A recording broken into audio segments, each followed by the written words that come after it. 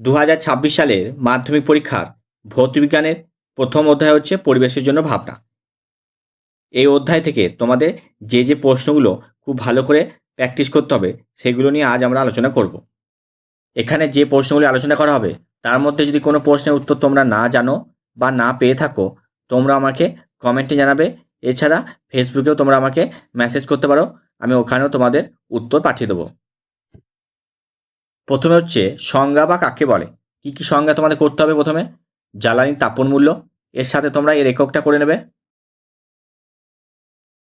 এরপর হচ্ছে স্থিতিশীল উন্নয়ন কাকে বলে, বায়োমাস কি, তারপর হচ্ছে গ্যাসোহল কি, সিবিএম কি বা কোলবেট মিথেন কি, এরপর হচ্ছে পাওয়ার অ্যালকোহল আর বায়োফুয়েল।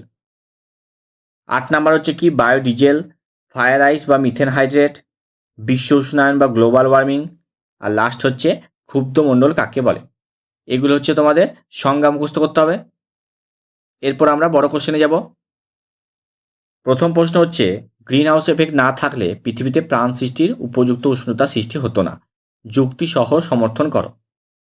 এই উত্তরটা তোমরা যদি না পেয়ে থাকো আমি তোমাদের ভিডিওতে দিয়ে দেবো, ওখান থেকে দেখে নেবে। 2 নম্বর প্রশ্ন হচ্ছে ওজোন স্তর বিনাশের কারণ হিসেবে নাইট্রোজেনের বিভিন্ন অক্সাইডগুলির ভূমিকা আলোচনা করো, অথবা ওজোন স্তর ধ্বংসে সিএফসির ভূমিকা লেখো। 3 নাম্বার হচ্ছে বিশ্ব উষ্ণায়ন কমানোর জন্য সম্ভাব্য উপায়গুলি লেখো।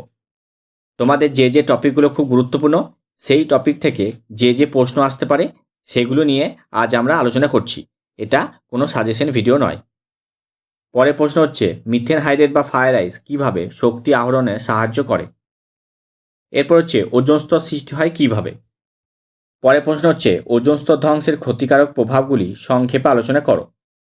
7 নাম্বার হচ্ছে জীবাশ্ম জ্বালানি সংরক্ষণের প্রয়োজনীয়তা কী। 8 নাম্বার প্রশ্ন হচ্ছে স্থিতিশীল উন্নয়নের প্রধান শর্তগুলি কী কী। 9 নাম্বার প্রশ্ন হচ্ছে বায়ুমণ্ডলের স্তরগুলির মধ্যে কোনটিতে চাপ সবথেকে বেশি এবং এর কারণ কী। 10 নাম্বার হচ্ছে অপ্রচলিত শক্তি বা নবীকরণযোগ্য শক্তির ব্যবহার বৃদ্ধির প্রয়োজন কেন।